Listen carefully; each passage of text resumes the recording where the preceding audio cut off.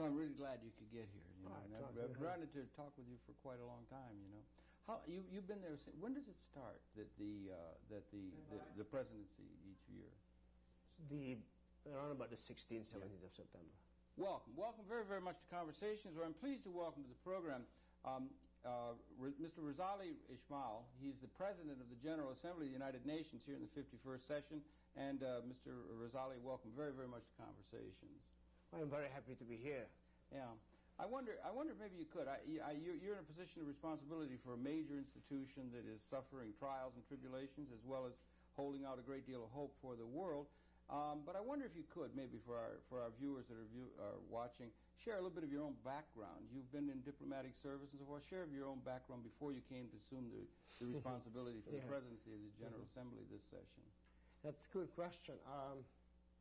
I think what I'm doing now as President of the General Assembly is so completely different from how it all started. Okay. After all, I come from the north of Malaysia. Yes. We're sort of a farming community. We grow rice there. Yeah. We understand what land is all about. Okay. And we understand seasons. It's very important for us. And our feet is always on the ground, not perched up on high, tall buildings like in New York, 38th floor of the UN and all that. And I come from a family of 6 children. My father and mother had 6 of us, 4 kids, 4 girls and 2 boys. I am number 5. And most of those of my brothers and sisters, they have become teachers. Okay. And I was also got out of that tradition and joined the Foreign Service. And it's strange that when you were young, growing up, you sing American songs, Elvis Presley and Johnny Mathis out in the paddy fields in Malaysia. It's completely weird that you're doing this in the heat of the equatorial afternoon, and then not relating to what's happening in America. But there's this strong attraction, enticement of the world that we do not know about in those days, United States, even Europe and all that.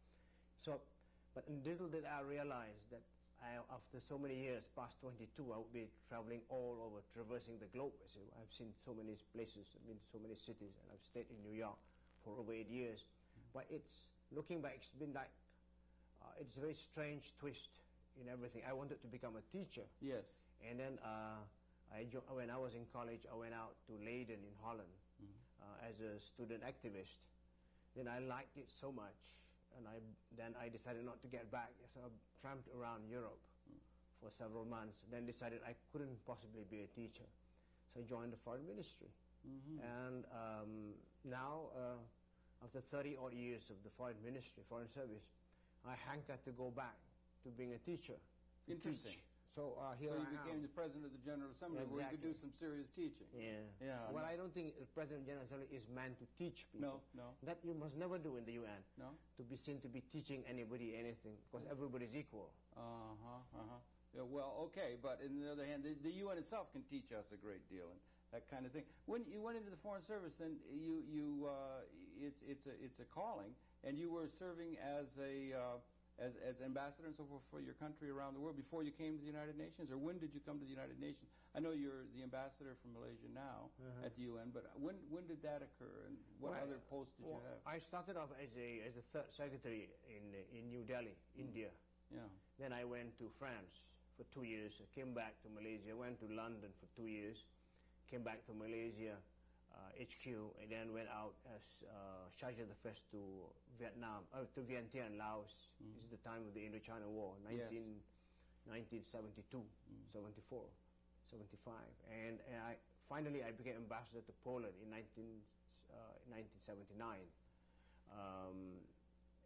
Poland covering Czechoslovakia, the old Czechoslovakia, German Democratic Republic, and Hungary. In 1979? 1979. How long did you serve in East Europe? 3 years. 3 years, This is the time of the... 80 times, Yeah, Solidarność. There was this outburst of nationalism. Yes. People were fed up of communism. So that was a very very creative period in my professional life. Well, I would have thought the Yeah. whole would have been a great learning experience because Yes, you were sir. around the world. Latin America, did you service in Latin No, America? sir. I have never been to Latin America to work professionally. That's interesting. Well, there's something, fields for you to investigate. At some point. Yes, yes. Because as a member of the Explorers Club, I know in your bio that there would be a place for you to perhaps explore. Yeah. But you came to the UN when then? I came to the UN in the summer of 1988. I've been there ever since. I've been here ever since. In New York. Yeah. Right? And you were the ambassador at that time then? Did you come as permanent representative Yes. from Malaysia? Yeah, my last post out then was ambassador to India. I went back to India. I see. India made a lot of impression on me. I should think, yeah. Yeah, there were right. these contradictions that you see, the rich and the poor, and then there were the principles that they live by, but then they violate some of these principles, and people go to India thinking they can change India, but as the Muslims went to India and various other people went to India, India changed them. So as an idealist diplomat of 22 years old, and there were so many things that were wrong with that country, but in time I began to love the country, to understand so much about what humanity is all about. Do you keep your, I don't mean to be personal, but in a sense I'll ask a personal question. Do you keep your idealism, do you think? Or has life's trials and tribulations made you a little bit more skeptical perhaps, or not to say cynical, but do you keep your idealistic view of the human condition? Or are you able to, and is it a good thing for diplomats to be, or at least have a glimmer of idealism as they go about their duties and so forth? I think all diplomats must continue to keep a certain dosage of idealism, but they must apply realism also. I think to be jaded completely after so many years to say that it just doesn't work. Yes, right. The conduct of international affairs just strictly for the birds, and that's a very jaundiced approach. I don't have that. A lot of people do now, don't you think? People do have that, and people think that it is not worth the effort. It's too much time consumed. Let's do it some other fashion. But I think there is no substitute to the conscientious study of effort to relate to people in terms of sharing concerns and dealing with issues of mutual interest. And this is what a diplomat is supposed to be. But then you put the gloss over the diplomat, and he's a guy with a black limo, Mercedes. He wears Italian suits, and he parks his car in the wrong places. Yeah, gets parking tickets built then up. all these things happen. Yeah. But I think quintessentially, the diplomat must be more than just a superficial person. That is no good. Yeah, right. They do. And they do have to keep their pulse on things back home. You're from Malaysia, so you have to keep your pulse on things back home, keep in communication, aware of what's going on, representing your country within a body, but at the same time trying to keep and get a sense of, in a systems way, the pulse of the world that is being enunciated or attempting to be enunciated by the various representatives of the countries of the world at the UN. Precisely. This is what you have to do. If you're a good professional, you would be able to, obviously you have to keep in touch with what's going on in your own country, otherwise you'll be out of a job if you take the wrong decisions. And serve your country's interests? And serve your country's interests too. But you must make sure that your problems are other people's problems. And that way, if you offer an answer on your problems, it is seen as if it's their answer also. So you must be able to see the UN as a kind of a huge marketplace in so many ways. Of ideas, people trade things. You do something for me, I do something for you. In the UN, there's a lot of that. Yes. And you'll be surprised how important some seemingly insignificant countries can be in the context of the personality that they will, the leverage that they have in the UN itself. Do you think there's a conflict? There is in terms of the state and federal government and so forth. There might be a conflict in a certain sense between your loyalty to what your state national interests are and what the loyalty or the issues of concern to the whole planet are. That there can be a conflict between those things as far as the diplomat is concerned. And how does the diplomat of conscience and vision deal with that potential conflict? Well, it would be dishonest to say there is no such conflict. Many impulses come to you as you deal with people. Look at issues where you think that your government perhaps is not doing it right, has to take into some kind of account of this and that. It is not pure realpolitik. Not pure realpolitik. Okay. I mean, there is such a thing as idealism. There is such a thing as code of ethics, universalism, globalism. There are so many of these things which begin to have an impact on yourself, on your conscience, and your natural philosophy if you stay long enough in this business. Yes, right. And these are also things that we ought to be trying to find a common agreement upon. We were speaking before the camera about the importance of the Universal Declaration of Human Rights, which was worked out just 50 years ago. Eleanor Roosevelt and others who worked that out, trying to get at some sort of a statement that had a universality, that all of the human family in a certain sense could begin to agree upon certain principles, away from a situation where there are people who have different ideas about how things are supposed to be done. It's a melding of those two kinds of possibilities that is the challenge of the times in which we find ourselves, do you think? We must always try to refocus ourselves on the principles of human rights and such important principles that we have put together over the years. But at the same time, when we underline universalism, I think it is necessary to underline that universalism also means pluralism, a tolerance towards pluralistic attitudes. There is no one way to heaven. There must be different ways of doing things. I think for a long time in the UN, it was very much a Western-oriented approach to how politics or international politics are looked at.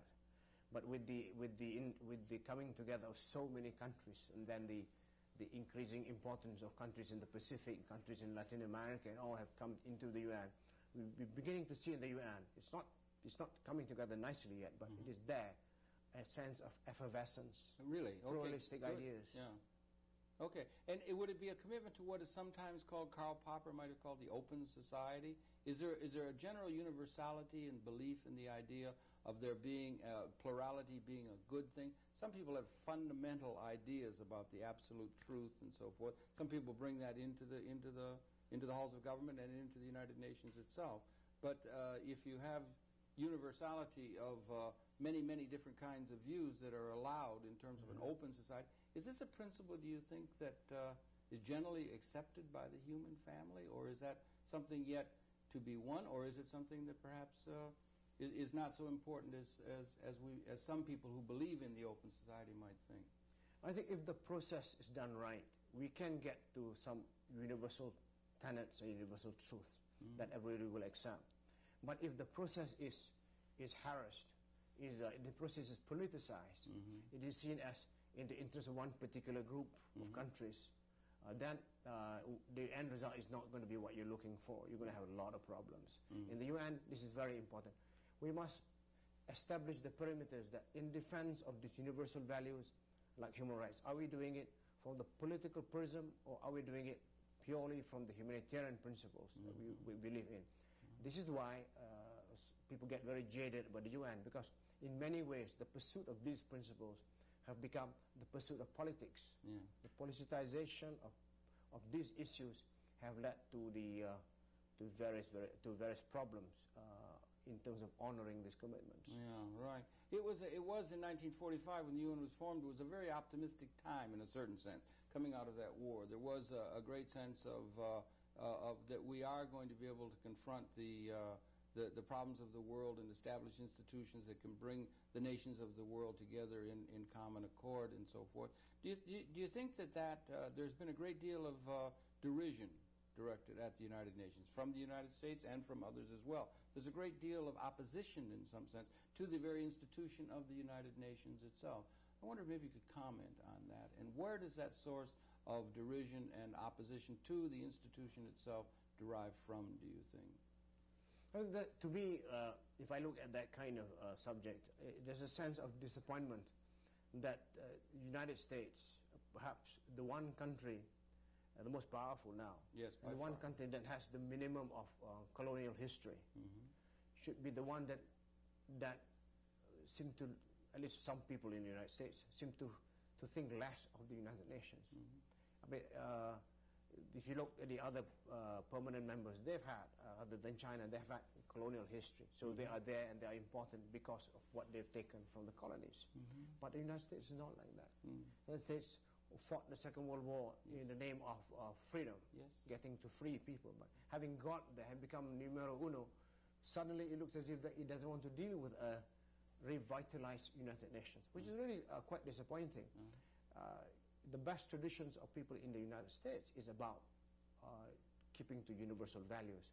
But it's as if now most people here tend to look inwards, doesn't look outwards. Why should American soldiers be killed in far distant lands? Yes. But there are these obligations that send you out there. A stream of isolationism, and is this something that we can find in other peoples who are retreating from the idea of a systems association with other countries into their own ethnic identities or other kinds of identities, away from a larger view of the world and a sense of being able to participate in it? Is it part of the human condition now, apart from it being also manifest here in the United States?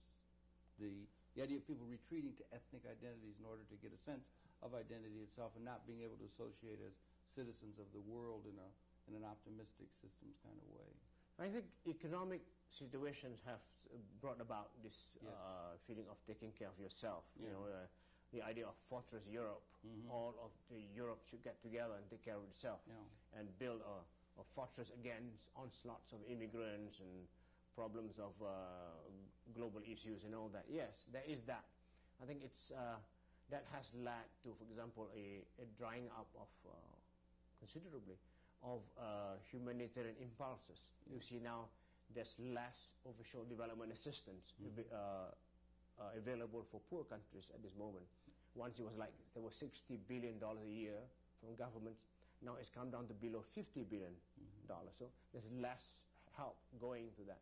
And people are using words like, oh, certain parts of Asia or Africa are bottomless pits. There's no point in taking care of them because it's all going to disappear. So I think this kind of approach, which is on the basis of wanting to take care of yourself only, is really a serious contradiction as we move into the next century. And we have better technologies that means so much for everybody. If we have this approach, it contradicts what we're trying to do. Yeah, it does in a certain sense go against what the technological capability is providing us the capability of doing, of providing life support in a certain unprecedented kind of way. Our technological capability of providing is being in a certain sense threatened by some of our holding to the past institutions that we've inherited, perhaps. Yeah, the potential is immense. You can really move the boundaries further and further. Yes. To really make a very big impact on poverty, global poverty, food distribution. Surely you can do all these things. But if you have technology leads to monopoly. For example, the food industry is controlled by maybe 4 big names in the world. Why should it be so? I mean, we have the technology to irrigate vast tracts in Africa where there's no water. In Tanzania, in Sudan, in Kenya. I've been through there recently. Technology can bring water there, and we could make Africa the granary of the world. Food we produce cheaply. But no, we don't want to do this because politics or all other considerations get in the way. Now you have a situation which is very weird. We have a situation where rice grown in the United States is cheaper than rice grown in the Mekong Delta of Thailand. Does it make sense? So then that's a political problem, really, I suppose, that the Mekong Delta is they're creating the rice from the United States is cheaper there. You think it has to do with politics? Well, I'm sure it has to do with politics. It's just that we are not coordinating globally. There are so many things that are happening here that do not relate to what's happening on the other side. If you have the benefit of technology, if you are really globalized, these kind of things don't have to happen. People could give bigger. You could think in terms of a division of labor. Some areas of the globe are given certain functions, and the rest do with other things. But this is not being worked out at all. And in terms of globalization, the UN. It's coming into it very late. The UN has got to come to terms with what globalization is. In 1960, private sector funds were like 0.3% of the 1% target of governments in 1960. Okay. Now, government amounts for assistance is only like $50 billion, while private sector funds is something like $175 billion. And growing. And growing. So things have really changed. But that money is not going to the places they are supposed to go. They will go to places like in Malaysia, where there's a very strong possibility of making good returns. Or China. Or China, or anywhere in the Pacific area. The Pacific is booming, right? Or some parts of Latin America. But they will not go to most parts of Africa. Although some people are beginning to think they might be able to. They're beginning to think about laying fiber optic cable around label. They had 119 nations sign on to the idea that we have to develop Africa. There's been a serious attention directed at that, or are there sometimes those intentions are more recognized in the breach of the fulfillment than in the... Do you understand what I'm saying? I understand. But one has to have a global program to deal with poverty and building up opportunities, economic opportunities in Africa. I think this we have to do. Right, I see. I wonder if we can take heart. It says we got 185 nations now. Is that what it is that makes it up? We have the nations of the world. We have the people of the world.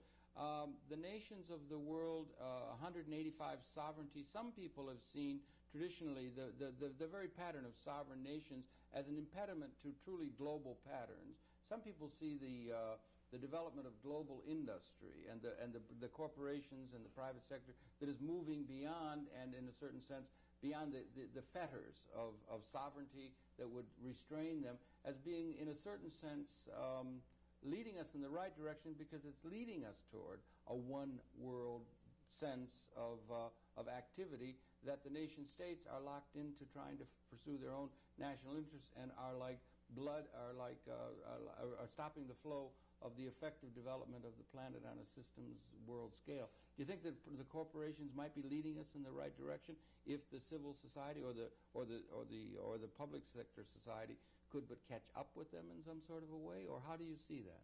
Well, I have a slightly modified view of this. Okay. I think governments have to play a role, and corporate activities have to be done in the context of how governments perform their role.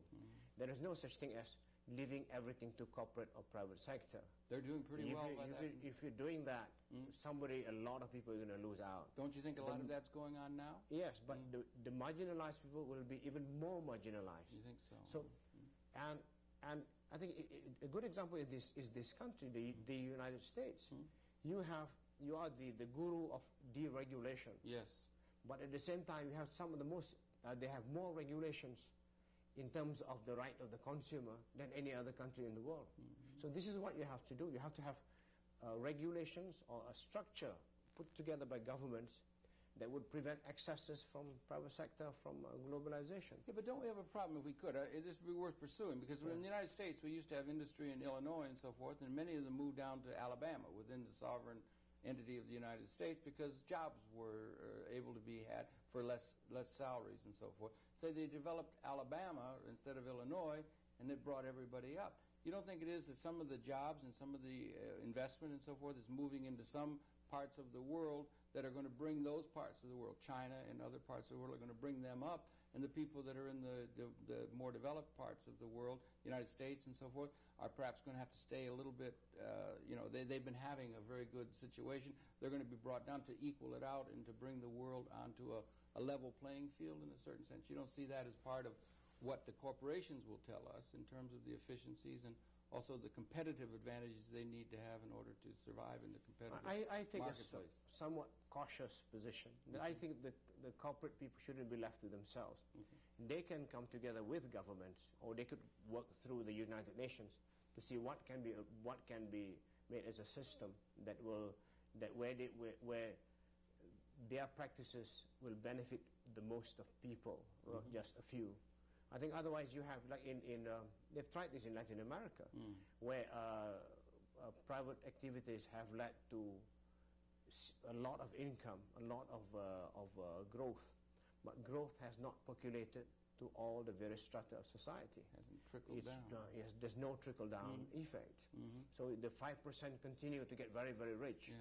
The poor continues to get very, very poor. I mean, even in Malaysia, we have brought down poverty from like 30% 30 years ago to less than 5% now. It hardly exists. But we're still very careful about looking at the disparity between those that have it and those that do not have the money. So we want to narrow that gap.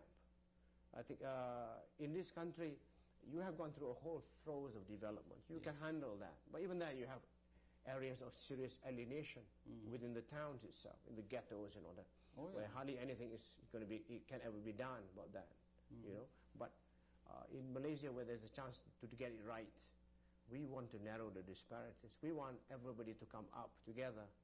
We don't want 10% to be even richer because the 90% continue to be poor. No. And you think it's okay? I see. Yeah. And you think that that's the inevitable situation if the private sector is allowed to run its own course, it will benefit the few at the top who own the capital assets and will not benefit the mass of the society in anything like the dimension that it ought or must, in a certain sense, necessarily do if we're to have a properly working system. Yes, that can happen. I'm not anti-private sector. My country certainly is not anti-private sector. But I think we have to work it together as a partnership. Okay, we've been talking, now the UN has had has addressed, they've had these incredible confabs, and beginning with the one in Rio 5 years ago. They've just had a redo of that now. They're looking at it again.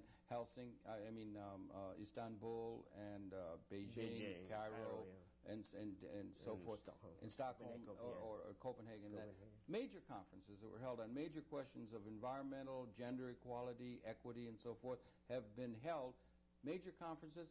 What is your view of the role that those conferences have had in terms of marshaling human thought and intention, in terms of what the planet needs and what direction we ought to go? Those were done at the initiative of the UN, and maybe you could talk to those, to what those have achieved, those conferences that have achieved over the last 5 years. I think this what they call summits, summit conferences have done have been successful because they have underlined, they have clearly what would constitute global issues and global preoccupation. And we talk about environment and the effect of development on environment. That was what Rio was all about. Both sides of the same coin. That if you deal with environment, you deal with development. If people are not developed, that they degrade the environment. So this was very well expressed and defined and prescribed in Rio in 1992. And in Copenhagen a couple of years ago, they looked at the social factors that govern development and alienation effect as a result of that. And they came up with very good definition. I'm very happy to say, I'm sure it was the same in Beijing, which I did not attend, or in Cairo. But having got this pretty impressive sets of definition, we didn't know where to go. We are successful in terms of having excited people about these possibilities of understanding what constitute all these important aspects of human activities. But how do you go about finding the means of implementation? You've got the program, but you don't have the means of implementation. You have it only as a national strategy. So governments are told, okay, this is there from Copenhagen, you go and do it in Malaysia, you go and do it in Indonesia. But there are certain countries that are not able to implement national strategies without help internationally. This is where these conferences didn't come up with the right answer.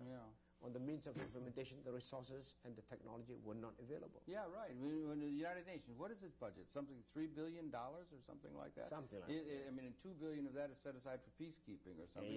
It leaves precious little for there to be something done in terms of implementation of these very large ideas that have been able to be come up with. I suppose it's important we come up with the ideas and common understanding of what the problems and potentialities are, that we have a certain sense of plan. But we don't have an international government or governing system that can allow us to fully realize, as was the case in the United States, where we had a federal system that was able to establish certain kinds of principles by which the various states could work in cohesion with one another. We don't have that on an international scale, and we don't have one in order to, in a certain sense, rein in or keep the private sector under surveillance and under proper direction as well. We simply don't have that, except in the nascent state of which the United Nations represents. Isn't this one of the major problems? No, again, I don't think it's the UN should turn out to be a world government. A lot of countries will not agree with that, particularly major countries. In the United States will disagree with a concept of globalism that includes the idea of world sovereignty. And I don't think we need that. I think if we accept shared responsibilities, we can work on it. Unfortunately, the UN is not even allowed to deal with that. Yes. As I said, I think the major countries do not necessarily want the UN to be that active or that influential. Why? I think Mr. Cam D'Souza, the executive director of the International Monetary Fund, said something which answers that question a couple of years ago. He said that there is a division of labor between the World Bank, the IMF, the UN, and the WTO. The World Bank and the IMF will deal with monetary and development assistance. WTO will deal with trade. Yes. The UN will deal only with humanitarian activities and social issues, such as human rights, environment, down the line. So the UN is not, as it were, allowed to deal with the hard issues of economics. Yeah, that's right. And if it can't, it's really hard to be able to have an effective output other than as some think tank or something. Right. You know, some people want to see it reduced to that, perhaps. And it has very little funds. Right. The World Bank $3 billion gets is nothing. 25 billion a year at any one time. The UN, at its best, has between 5 to 6 billion a year to deal with, you know, in terms of projects and all. So there's very little to play with. So unless the UN has a more enhanced role in moving aspects of development globally, you're not going to be able to see the UN getting beyond what is been prescribed. We said earlier, the private sector and the globalization process, William Greider and others are writing on so interestingly, and so many people are concerned with the globalization project. Companies now can locate anywhere in the world and can move capital and even their plant and so forth, and the World Trade Organization is coming to facilitate that in a certain sense. But there is no countervailing system that can bring any kind of a monitoring of that activity in the traditional way that, say, in the United States, we had child labor laws that the federal government could enforce with a sovereignty ability in order to enforce that. We don't have international statutes and international systems or an adequate body of international law in order to bring a countervailing influence of government or the people upon the private sector, do we? Or do we need have that, or ought to we aim toward having that sort of thing either through common agreement or through whatever institutionalized systems that we have inherited and international law in order to bring some governing sense of overall development to the planet? The private sector, corporate world, do not like any kind of regulation. They say they would impose their own code of conduct. They do not want governments to impose such a code of conduct. And I think it's, given the fact that they're very powerful, it's a bit late in the day to try to actually establish a code of conduct on transnationals, for example. But it is possible that the enlightened some members of the enlightened private sector can see a need to deal with a universal body as the United Nations. And I can see this happening on global issues where it doesn't benefit anyone if, for example, if the planet is degraded environmentally. So even private sector, from the economic sense of view, will lose out if it leads to serious desecration of the environment. Yeah, the ozone or something. The ozone and all that. Yes. And therefore, I am trying to promote, not just me, but quite a number of governments in the UN are trying to promote a kind of framework arrangement, work together by both private sector and governments in the UN, plus the managers of the UN, where private sector volunteers experiences that they've undergone here and there, especially in the developing world. They share these experiences of how well they have done and how badly they have done, and what are the reasons for these things happening that way. As much as governments now, under the Commission on Sustainable Development at the UN, the governments volunteer experiences on their national strategies. All right, surely. on development. Why can't the corporations So the also corporation do that? can also do Yeah, this. right, all right. We're not passing a judgment, Right. but surely there are excesses. For example, in the extractive industries, mining or oil and all that, where they have become so powerful, they can actually influence, threaten governments, small governments. Oh, I mean, absolutely, there no are, question, There are no instances like this. Oh, And absolutely. surely, if such a thing is happening, it is possible for a focal point in the UN to be able to say something about this. Didn't there used to be, it seems to me if I recall, back in the days when Frank Church was looking at the multinational corporations in the United States Senate, there was a concern at the UN on the implications of the multinational corporate development that was obviously being seen and so forth. Is that still active? Is there still an office that's concerned with that kind of thing as far as the UN is concerned? I know we have the International Labor Organization, we have the Environmental Office in Nairobi and Mr. Tolba and so forth. We have other concerns. Is there one that has tried to look at the implications of that as far as the UN, or has the UN, with these summit conferences that it's held on the environment, gender equality and so forth, have they had one that has looked at the economic context within which this interrelated spaceship Earth is to be operating into the future effectively, or should there be a concern with that? I think on the first question, the transnational corporation, there used to be an office that would look at them, but as a result of private sector pressure on major governments, that office is no longer in existence. Is that not unfortunate? No. Yeah, it is unfortunate. Okay. But maybe we don't need to do it in that fashion, by way of putting the commandments on them. But maybe we should build confidence from the private sector that they can relate to us if they have problems, and we could talk early enough to preempt serious problems from developing. So that can be done, and I think one of the offshoots of assessing what happened in the major conferences is to try to build this. Whether we like it or not, we have to deal with the private sector, and the UN. If it doesn't deal with the private sector effectively enough, it will perhaps slide into insignificance. It could very easily. There are some that would like to see it go the way of the League and other kinds of things. And there's been so much pressure. I don't want to, in a certain sense, cast aspersions, except perhaps where they're due, on my own government, but we're very much in arrears in terms of paying the dues that we ought to be paying to keep the institution going. And they keep saying that there has to be reforms and so forth. I wonder if you want to address that. I mean, an institution can't keep going if there is not the wherewithal needed in order to keep it going in a reasonable context. It can be starved from funds in order that it cannot function. I don't think it is to the interest of the United States to have the United Nations brought to its knees. Or eliminated. Or eliminated. Yes. I think what is the purpose of a United Nations to the U.S. if that institution is very weak?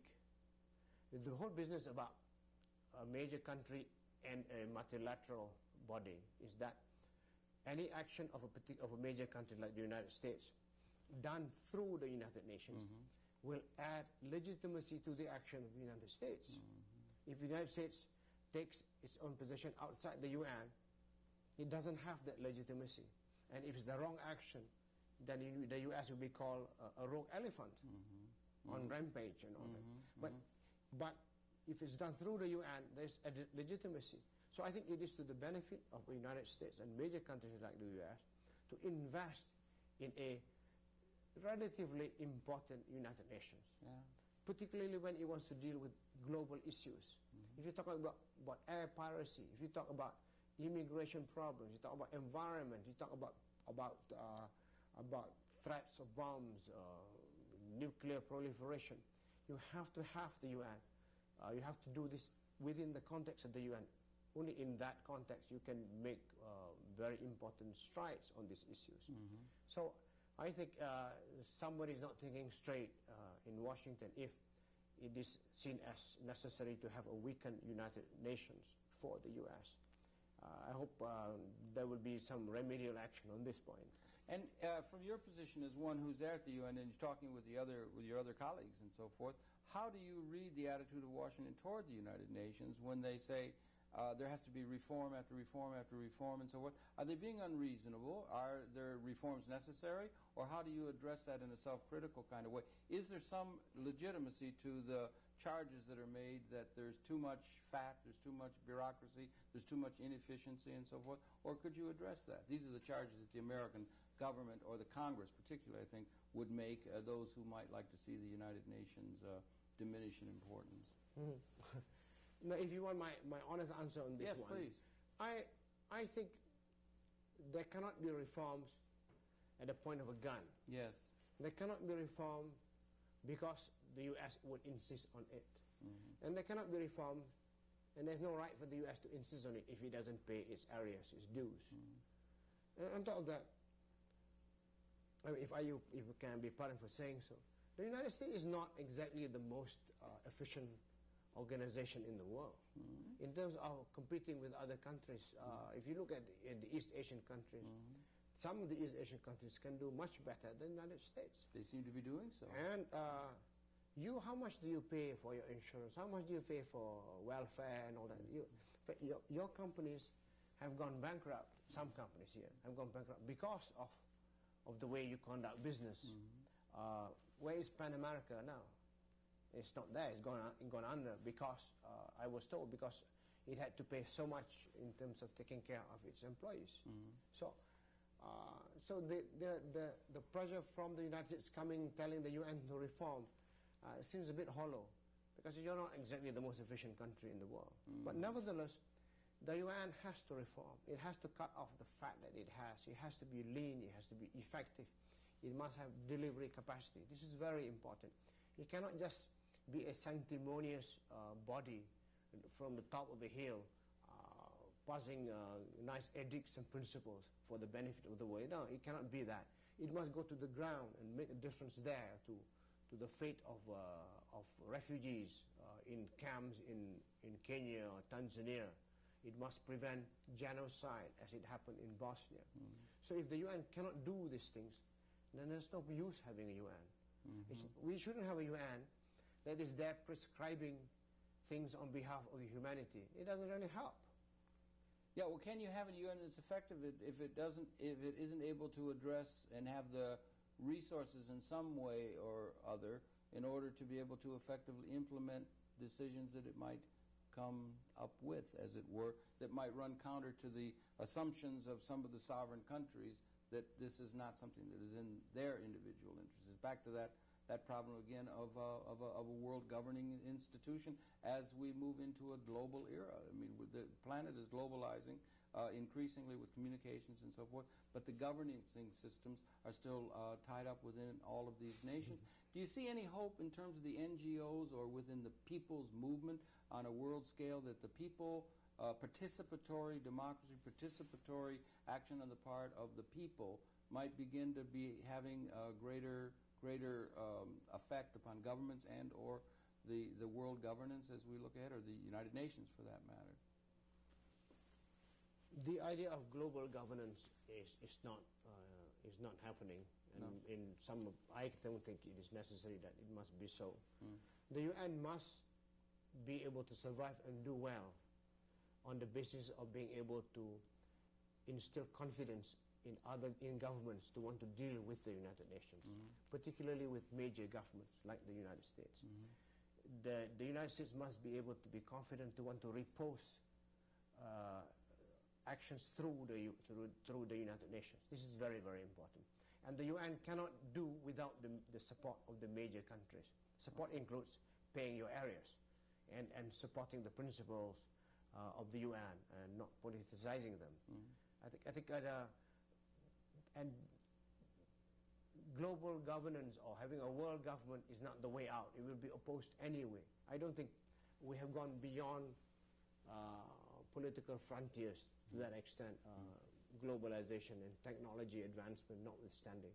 We still have governments, and in the UN, 185 governments have to be put together to build an approximation what would constitute humanity's point of view, as it were. But nevertheless, through government. And the civil society must be allowed to come into play more and more. More and more. Yeah, there is some kind of concern, residual apprehension of some governments that if you allow civil society to come into the UN, then the intergovernmental nature of the UN will be lost. I think this is not true. This is just some nightmare that they have, which is not really, which is not true. They would say it'll create some sort of anarchy or something. Yes, it's not true. I mean, it is. I think the civil society has contributed tremendously in the last so many years to the United Nations in the field as well as in terms of principles. And let's open the doors for them. Let's work together with civil society. I think if something has to be said about the situation of the UN in the last 50 years, it is that perhaps there has been too much government and not enough peoples of the world being involved. I wonder if that's not true of the world as a whole.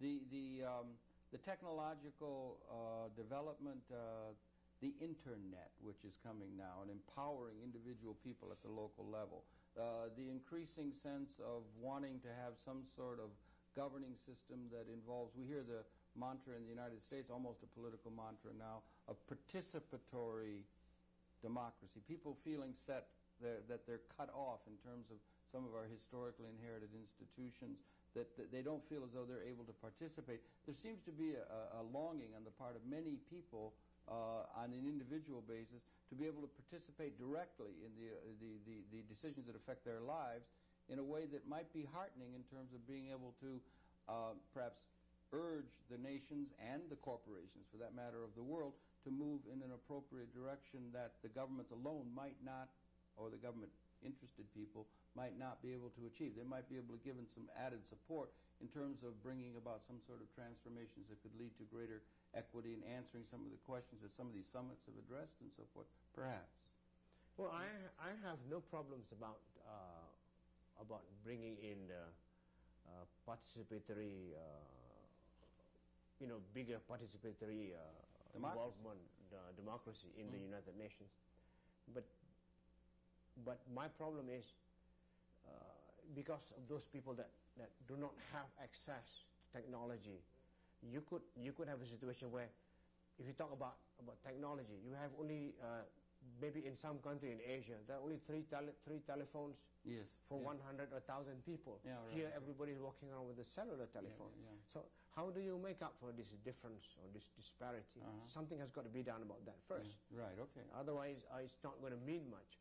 Then there's the other fear that the power of communication have been so enhanced now that you could actually influence a lot of people that you couldn't influence before. You could be sitting here and influence some people in China.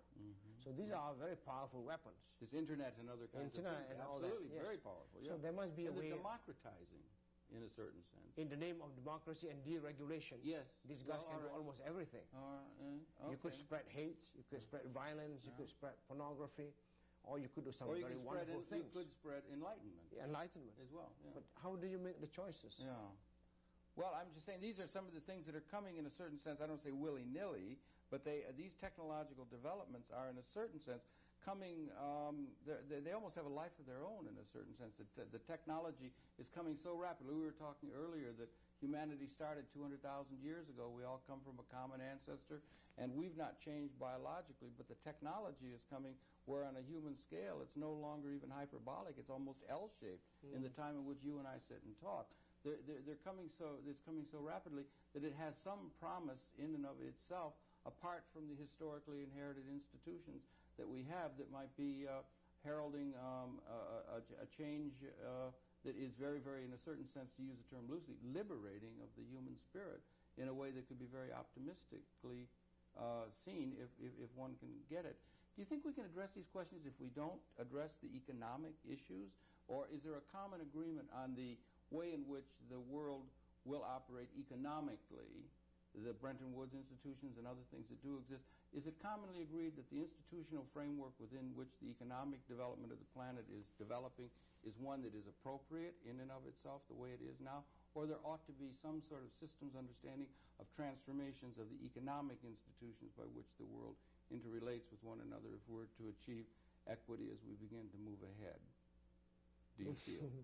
I think my spirit would want to see us do more than just deal with the economic imperatives of governments and of people and society. I think in the United Nations, there must be a dimension of our activities where we take stock about the human condition beyond the political boundaries, beyond governments, and relate to people that way, one-on-one or us as human beings. I think this is very important. And it is important that we do this now, because before we are swarmed by technology and become homogenized and by modern technology in such a fashion that it's difficult to tell us apart. We just become commodities that can be traded. Yes, so that's terrible.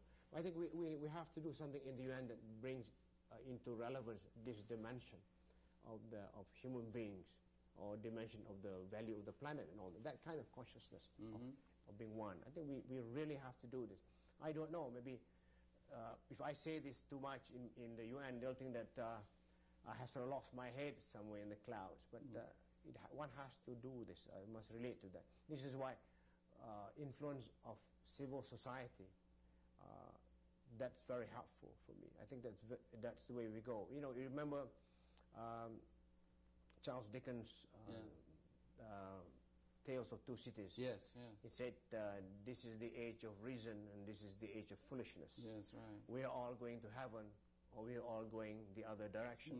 So I think we are poised like that now. Yeah, it's a time of crucial. Yes. It's that kind of time. It's a turning point, a defining moment. Yeah, Fritjof Capra called it turning point, a very crucial turning point in terms of. I mean, one could live in the 10th century. Things were changing very slowly relative to what we see now. It's almost as though, in a sense, we've been gestating for 200,000 years, and we're coming into some sort of a new relationship in terms of the capability we have. You're able to remain optimistic in terms of the human prospect?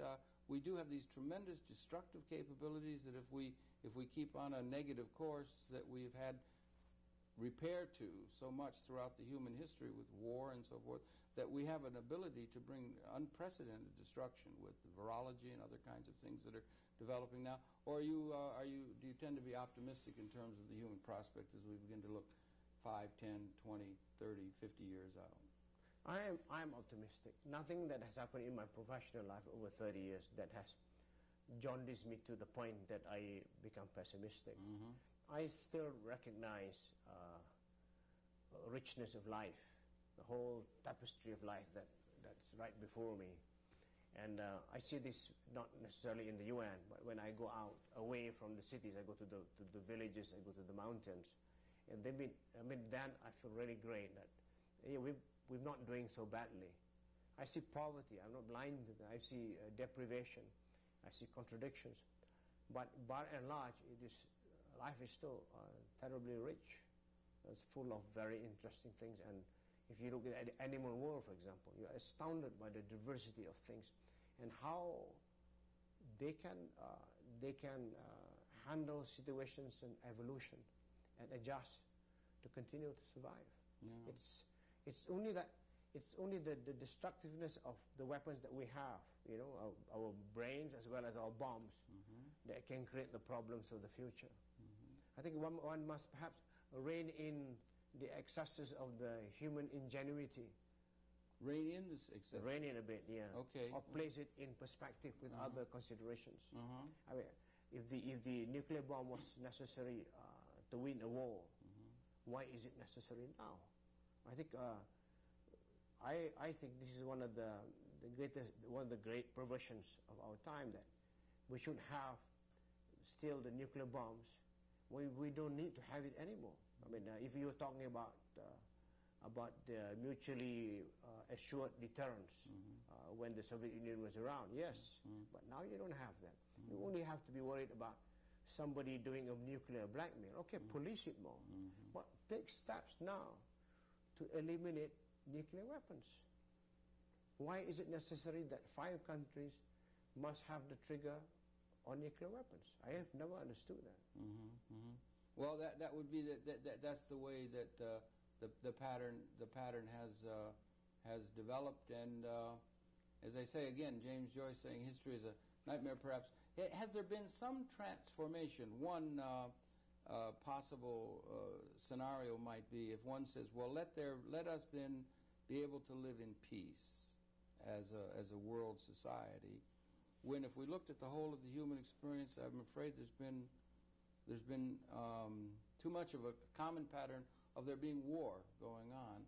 And whether there's been a competition for scarce resources or a competition if it's economically based or what causes nation to fight nation against one another and so forth, or if there has been some sort of a transformation. Perhaps our technological success is, in an almost invisible sort of way, is ushering in a time when we're transcending, there's been a transformation in the fundamental conditions in which the human societies interrelate with one another. We may be, in a certain sense, with our technological capability, transcending certain aspects of scarcity itself. We have the ability to provide food, whereas perhaps historically we have not. Perhaps we're coming into a new kind of condition that makes peace possible in a way that historically was not in keeping with a realistic view of what our overall capability is. Do you think there's some hope in that the technology is creating a milieu within which the human scenario can unfold, which is qualitatively different than that which historically our institutions have evolved? I'm not sure if you can understand. Well, there's some reason that peace is possible when historically it hasn't been. Yeah. I think I repose my hope in the ability of people to take a step away from the brink. Mm-hmm. You know, we thought that there could be a nuclear holocaust, so we put together something that prevented that from us from going to that brink. Mm-hmm. We have survived that era now. Now is the time to take account of where would be the precipice. Let us not go beyond that, where we fall out into the precipice. Mm-hmm. And there have been some very good developments, like in East Asia, my part of the which I know most. We don't have sleepless nights because our neighbor is buying some military weapons. Mm. Maybe in some areas of the world, it is still a big point that if somebody buys the tanks, then you will say that, okay, the tanks are going to roll into your backyard, into your country, through your border. But that sort of thing doesn't happen in East Asia anymore, except for perhaps Korea, North Korea, North Korea, South Korea. But other than that, it's economic development, advancement of technology have really benefited people. There's so much transformation in that area, not all for the good, but by and large, it has benefited the largest number of people with the maximum good. Yes. Yeah, and that should be able to expand out to greater numbers. If it can happen in Southeast Asia, it can happen in South Asia, it can happen in Africa, it can happen in lots of places. And we have this wonderful metaphor of DNA, where all of the cells of a healthily engaged organism are in synchronous communication with one another, and the whole organism itself is able to function healthily and in touch with all the other cells of that. And that's a metaphor that perhaps we've only just discovered from science, and one that might serve us well in terms of trying to understand the way the world can operate in a way that is not self-destructive or cancerous. One cell going off in unlimited growth is a cancerous kind of thing that would have to be, in a sense, reined in the name of an overall systems understanding of what's appropriate for the organism. You can't help but see that in order for that to occur, it would be foolish for us not to take advantage of the institutional framework that the UN has given us and which has been built up on an international scale and is needed. And it would be foolish for us to allow that to wither on the vine, wouldn't it? Yeah, I think the challenge is posed on a kind of international leadership. I think countries must be able to accept that they have a certain role to play, and the leaders of the world must come basically from the major countries. Okay. Well, on that note, we're going to have to end. I want to just thank you really much and remind you in the audience, it's been your pleasure to have the perception of the current president of the 51st General Assembly at the United Nations, that being Razali Ismail, and thank you really very much for coming in. It's your pleasure to have his perceptions. We here on Conversation invite you to tune in next week. We'll be coming back again. Once again, Mr. Razali, thank you once again very, very much indeed. Until next time. Okay. So many things to talk about. You can go on and on. Oh, yeah, we could. But it's interesting, and I just am dismayed that there's so much